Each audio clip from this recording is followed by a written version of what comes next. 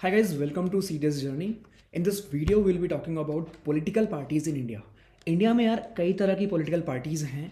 उनके ऊपर क्वेश्चंस आते हैं कि कौन सी पार्टी नेशनल पार्टी है, कौन सी स्टेट पार्टी है, या कौन देता है recognition, symbols, all this kind of questions आते हैं आपके एग्जाम में. सो इन्हीं चीज़ों को हम डील करेंगे. सो स्टार्ट करते हैं. पहली चीज़ हमारी एक बॉडी है इलेक्शन कमीशन ऑफ इंडिया. मैंने आपको ये पढ़ाया होगा. ये है हमारी एक कॉन्स्टिट्यूशनल बॉडी गाइस, ठीक है. कॉन्स्टिट्यूशनल बॉडी है. इसका काम क्या है?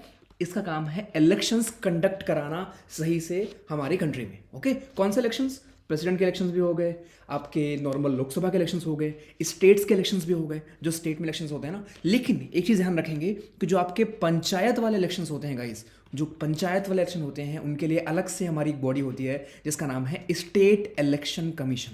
वो कराती है. हमारी इलेक्शन कमीशन ऑफ इंडिया नहीं कराती है. इन चीज़ों का ज़रा ध्यान रखेंगे. ओके, सो इस वीडियो में हम डील करेंगे आपकी वेरियस टाइप्स ऑफ पार्टीज, उनकी एलिजिबिलिटी क्या है. लेकिन उसके पहले कुछ फैक्चुअल चीज़ें जिसके ऊपर क्वेश्चंस रिपीट होते रहते हैं. पहली चीज़, पहले आपकी जो वोटिंग एज होती थी गाइस वो थी 21. उसको रिड्यूस करके 18 किया गया बाई कौन सी अमेंडमेंट? भाई 61st amendment act. Okay, this is important. और ये हुआ कौन सी ईयर में था? ये हुआ था 1989 में. ओके, ऑल्सो हम आजकल यूज़ करते हैं, आपको पता है, ईवीएम एंड वीवीपैट. तो वीवीपैट क्या है? इसके ऊपर भी एक बार फुल फॉर्म पूछा था इसका.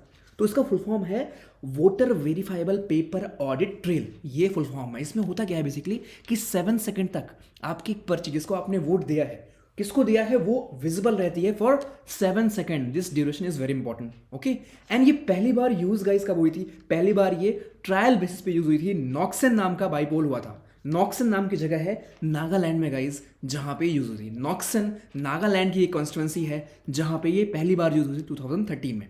तो इतनी चीजें जरा याद रखेंगे regarding VVPAT. Okay, and even EVM भी गाइस पहले बार ट्रायल बेसिस पे 1982 में यूज हुई थी केरला में बाई इलेक्शन हुआ था, वहां पे गाइस यूज हुई थी. ओके, तो ये कुछ एक्स्ट्रा चीजें थी जो आपको पता होनी चाहिए. नाउ लेट्स मूव टू जिस लिए वीडियो है, that is your parties, national party and state party. CDS 21 में आपका एक क्वेश्चन आया हुआ था कि हमारा election commission of India parties को कितने बेसिस पे रिकॉग्नाइज करता है. ओके, सो आंसर इज आपकी नेशनल पार्टीज होती हैं, स्टेट पार्टीज होती हैं, एंड रजिस्टर्ड अनरिकॉग्नाइज्ड पार्टी होती हैं. यानी कुछ पार्टीज ऐसी हैं जिनको रिकॉग्नाइज नहीं किया गया है लेकिन वो रजिस्टर्ड हैं. ओके, अब ये रजिस्टर होने के ना बड़े फायदे होते हैं. आपको मिलते हैं स्टार कैंपेनर्स. उनके जो इलेक्शन एक्सपेंसेस होते हैं वो पार्टी के एक्सपेंस में ऐड नहीं होते हैं. ऐसे करके बहुत सारे बेनिफिट्स आपको मिलते हैं. आपको एक सिंबल मिलेगा पर्टिकुलरली, जैसे बीजेपी का यू ऑल नो क्या है, कांग्रेस का क्या है. ओके, सो ये बेनिफिट्स होते हैं. और ये सारी चीजें गाइस अंडर स्पेसिफाइड कहां पे हैं? अंडर इलेक्शन सिंबल्स ऑर्डर 1968 के अंडर दैट ये सारी चीजें आपको मिलती हैं. ओके, स्टार्ट करेंगे नेशनल पार्टीज से. सो एज ऑफ टुडे जब मैं ये वीडियो बना रहा हूं, so we have currently 8 national parties. BJP, CPI-M, that is Marxist, NPP, ये अभी रिसेंटली गाइस बनी है, सबसे न्यूएस्ट हमारी नेशनल पार्टी है. और ये बेसिकली नॉर्थ ईस्ट की पहली पार्टी है. आपकी नॉर्थ ईस्ट की पहली पार्टी है जो नेशनल पार्टी बनी है. क्यों बनी है ये अभी मैं आपको बताऊंगा आगे एलिजिबिलिटी इसकी. ठीक है, then we have BSP, NCP and Congress. These 8 parties exam में ये पूछ सकता है कि कौन सी नेशनल पार्टी आपकी नहीं है. Also all India Trinamool Congress, West Bengal वाली. Okay, these 8 parties are your national party as of 2021.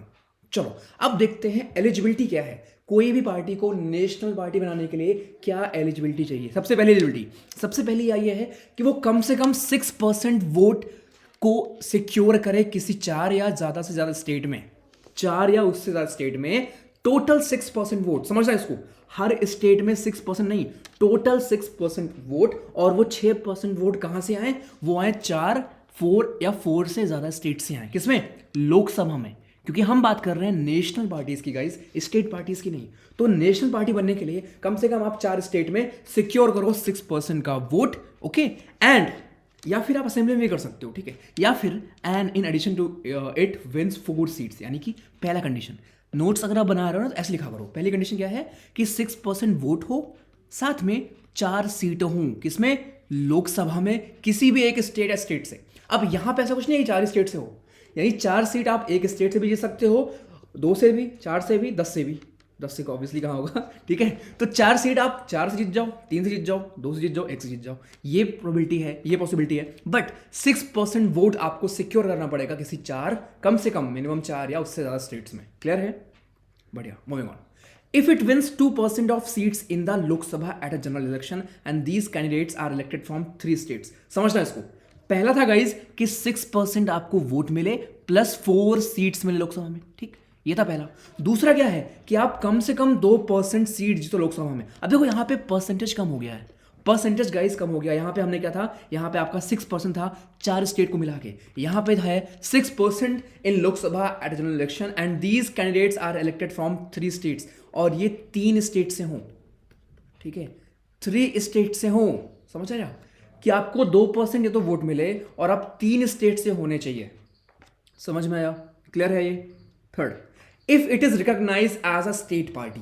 मतलब या तो फिर आप 4 स्टेट में बन जाओ स्टेट पार्टी. ठीक, 4 स्टेट्स में या तो फिर आप स्टेट पार्टी बन जाओ या फिर ऊपर की दोनों कंडीशंस फुलफिल करो. तीनों में से अगर आप कोई भी कंडीशन फुलफिल कर रहे हो then you will be recognize as a national party. Recently जो आपकी एनपीपी बनी है वो इसी बेसिस पे बनी है, इस बेसिस पे कि वो 4 स्टेट में आपकी स्टेट पार्टी है. ठीक है, तो जरा इनको ध्यान रखेंगे, इसको गाइस ध्यान रखेंगे.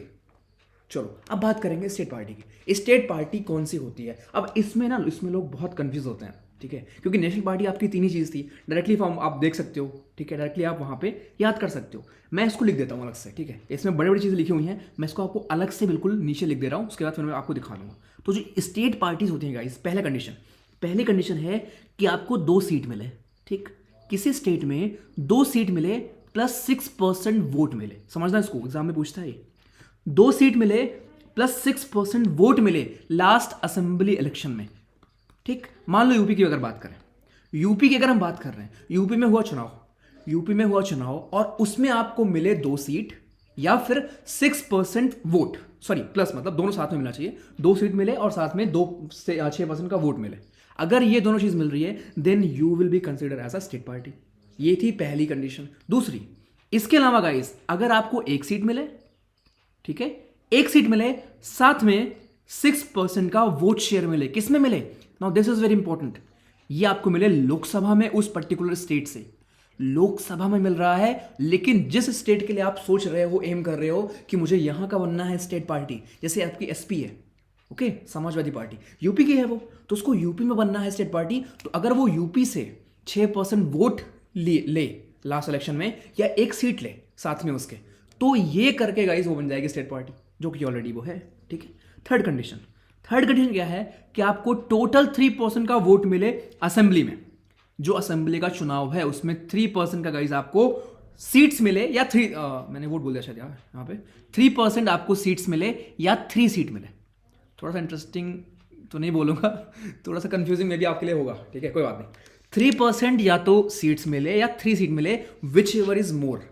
अब यूपी के केस में तो ऑब्वियसली 3% सीट ही ज़्यादा होगी, क्योंकि अगर यहाँ पे अगर इमेजिन करते हैं 403 सीट हैं अगर, तो 403 या 404 का 3% बहुत ज़्यादा होगा. तो या तो आप किसी पर्टिकुलर स्टेट में 3% सीट्स जीतो, सीट से ये वोट नहीं, यहाँ पे सारे वोट थे, यहाँ पे सीट है, या तो आप 3% सीट जीतो या 3 सीट जीतो, दोनों में से एक करो.